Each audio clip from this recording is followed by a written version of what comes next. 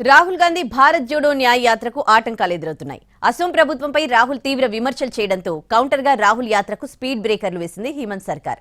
నిన్న న్యాయ యాత్ర మేఘాలయలో ప్రవేశించింది.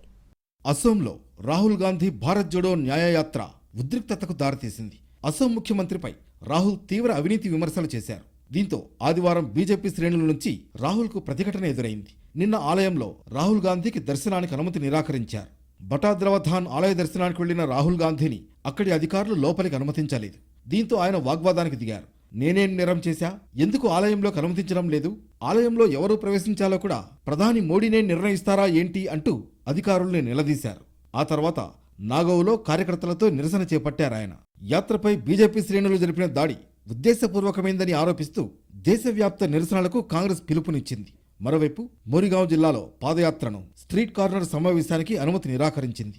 అసోం నుంచి మేఘాలయలో ప్రవేశించిన సందర్భంగా మాట్లాడిన రాహుల్ గాంధీ అక్కడి ప్రభుత్వంపై అవినీతి ఆరోపణలు చేసిన అమిత్ షా చివరికి వారితోనే జతకట్టారని విమర్శించారు.